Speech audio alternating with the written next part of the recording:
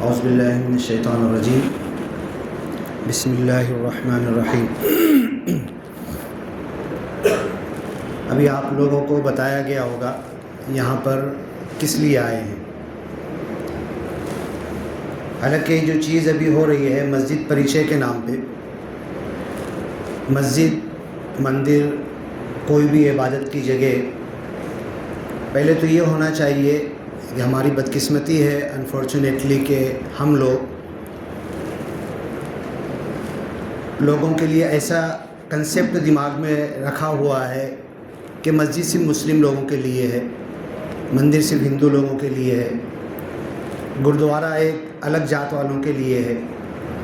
हालांकि ये बिल्कुल क्लियर होना चाहिए कि जितनी भी चीज़ें हैं, कुरान में भी नाम आया है, वलौला दफ़उल्लाहिन्नास बअदहुम बिबाद लहुद्दिमत सवामिअ व बिअउ व सलवातु व मसाजिद युज़करु फ़ीहा इस्मुल्लाहि कसीरा। यहाँ पर कुरान में 4-5 जगह की इबादत गाहों के नाम आए हैं।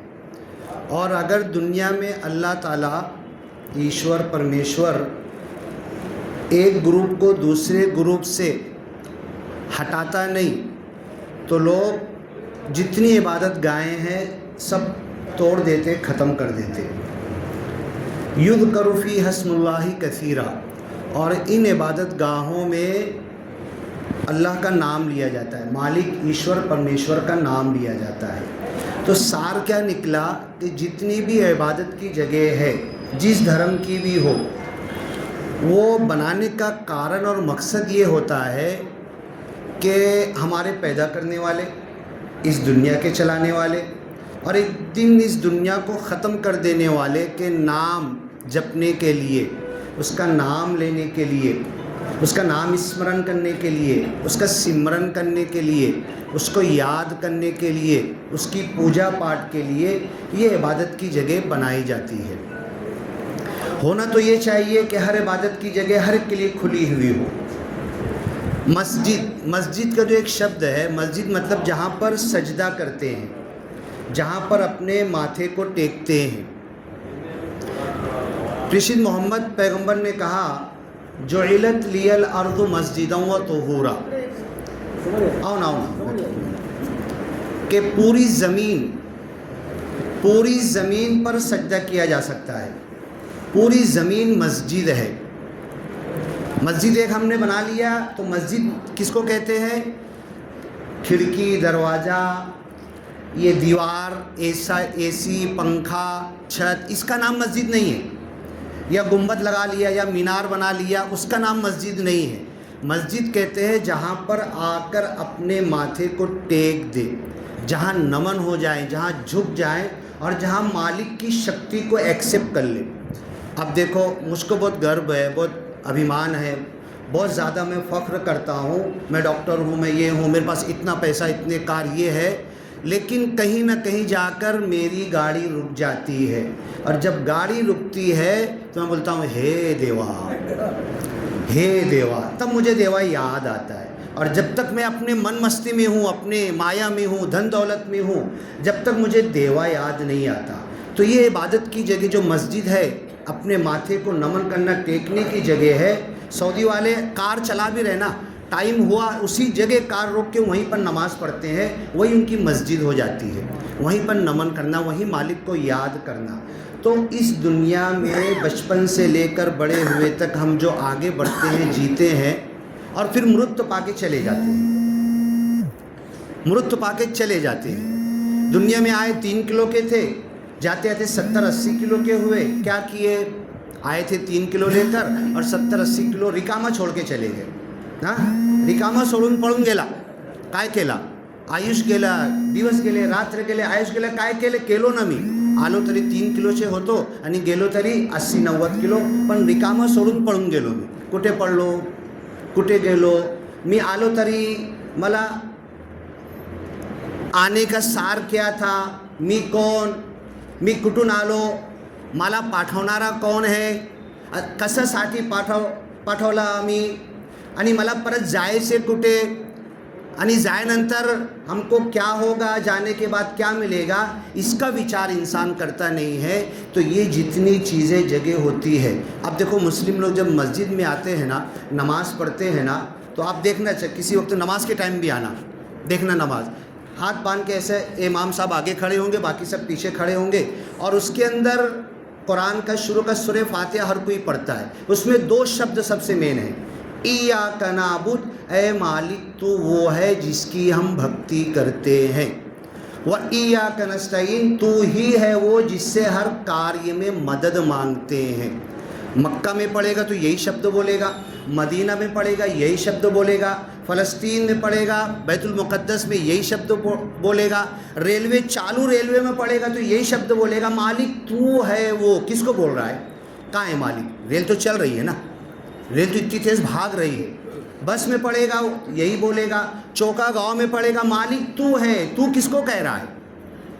तू कह किसको रहा है? मालिक तू है वो जिसकी हम इबादत कर रहे हैं, और तू ही है वो, तेरे अलावा कोई नहीं है जिससे हम मदद मांग रहे।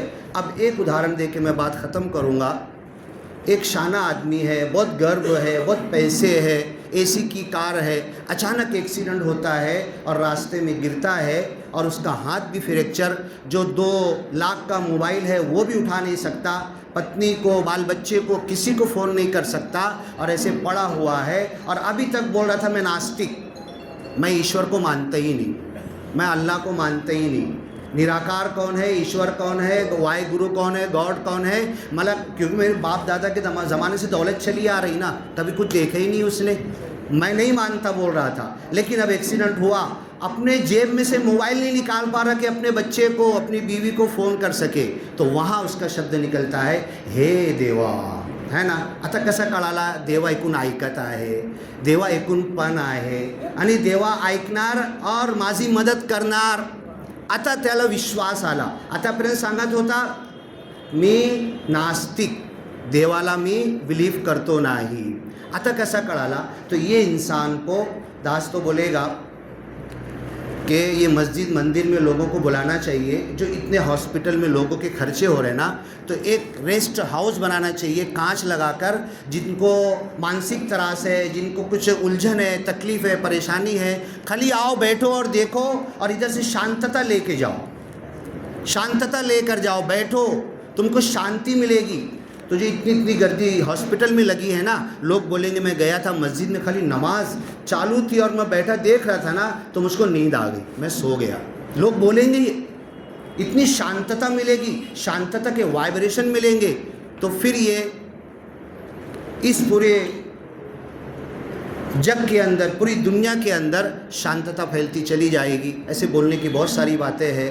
हम तो सोचे थे और गांव के बहुत सारे लोग आएंगे, लेकिन जो भी आए, जितने लोग भी आए, ये बहुत भाग्यशाली है, बहुत किस्मत वाले हैं जो आए। लेकिन अब इस दिए को आप लोग आगे जलाओ, आप आए ना, जितने भी आए, इस दिए को आगे जलाओ, और यहाँ से ये मिलनसारी का मैसेज, मिलने का, एक दूसरे को अपने भाई बनाकर गले लगाने का, एक लोगों से मिलने का, सबको मिलाने का, और हर एक के पास जाने का, ये मैसेज हमारे पास होना चाहिए।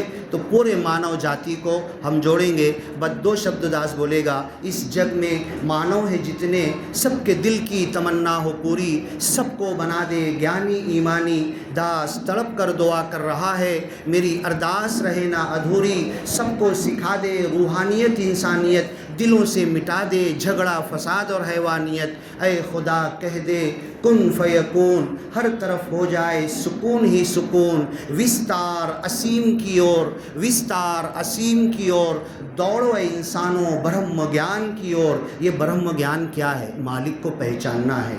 आत्मा मंथन, आत्मा मंथन, निरंकारी गुरु की शिकवन, गुरु की शिकवन, अपने मन में डूब कर पाजा सुरागे ज़िंदगी, तू मेरा नहीं बनता न बन, अपना तो बन। अपनी तो परवाह कर लो, क्यों आया हूँ, किधर जाना है, मर के क्या होना है, अपनी तो परवाह हम कर ले। बस इस शब्द पर दास ख़त्म करेगा। व आखिरु दावाना अनिल हम्दुलिल्लाहि रब्बिल आलमीन। खूप खूप आभारी डॉक्टर सलमान खातेचा, त्यांचे उदाहरण फार आवडले। 3 किलोचा आहे, आता 70 किलो काय वाजायचं आहे, काय